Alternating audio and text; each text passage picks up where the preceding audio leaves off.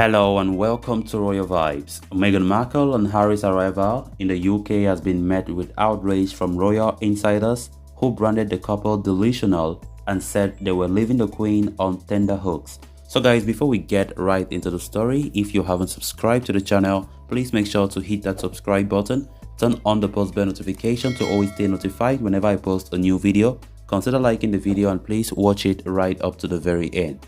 The Duchess of Sussex has attracted a fresh round of criticism following the release of her Spotify podcast Archetypes, which aims to tear apart critical words used against women, and her in-depth interviews in US magazine The Cut, in which she shared insight into her life and announced her return to social media. The couple arrived back in the UK yesterday as they prepare for a whistle-stop tour of various charities, prompting sources in royal circles to launch a fresh assault on the former sweet actress Meghan. The sources sensationally claim that the pair rail against the system as much as they do in order to sustain public interest in their brand. One disgruntled palace insider told the Sunday Times that everyone hoped they would go off to be financially independent, pursue their philanthropic endeavors and be happy, and that in going their own way they might no longer feel the need to rail against the system as much as they still do. But then the star power of them requires an association with the royal family, and the fuel on those flames is the family discord.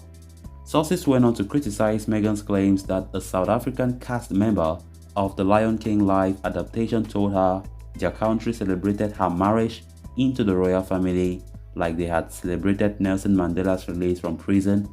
In the Cut interview, the unnamed source said, "The whole thing is just staggering. Nelson Mandela? Who is next? Grandy?" There are simply no words for the delusion and tragedy of it all. They added that the Queen, who is 96 years old, does not want to be in tenterhooks and constantly waiting for the next nuclear bomb. Her Majesty has pulled out of several public events recently following concerns of her health. The couple's actions have also proven painful for Prince Charles, his friends claim. They told the paper that for 2 years, there has been a steady stream of really challenging things said about a man who cannot publicly defend himself to a couple he obviously loves and misses. That is incredibly difficult on a personal level.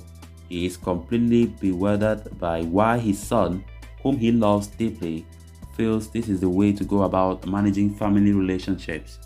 In the interview with The Cut, Meghan said that just by existing, she and Harry were upsetting the dynamics of the hierarchy, why they remain with a firm.